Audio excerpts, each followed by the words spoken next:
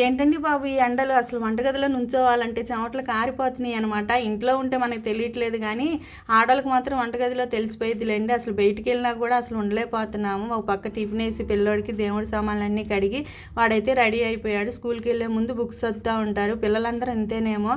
Night అంతా ఖాళీగా ఉన్న అప్పుడు గుర్తురావన్నమాట. ప్రతి ఇంట్లో కూడా తాబేలు బొమ్మ ఉంటే మంచిదంటారు కదా, అది తాబేలుని పెంచుకున్నా సరే ఇంట్లో ఇట్లా తాబేలు ఉన్నా కూడా చక్కగా గంధం రాసి బొట్లు పెట్టుకుని పువ్వులతో అలంకారం చేసి నేను ఈశాన్య మూలన అయితే పెడతానమాట.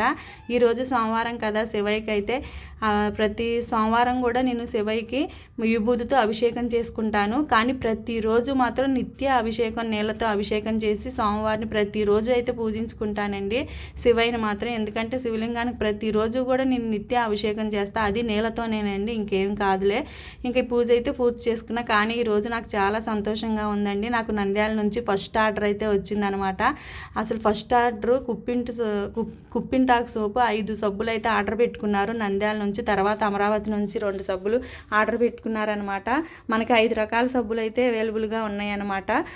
మంజిష్టా, కుప్పింటాకు, అట్లాగే వేపాకు, మళ్ళీ ఏబీసీ సోప్ అంటే క్యారెట్, బీట్రూట్, ఉసిరికాయతో చేసినాయి. అది స్క్రబ్ లాగా కూడా పనిచేస్తుందండి. కావాలంటే పైన ఈ వాట్సాప్ నెంబర్కి మెసేజ్ చేసుకోండి. ఆయిల్ కూడా అవైలబుల్గా ఉంది.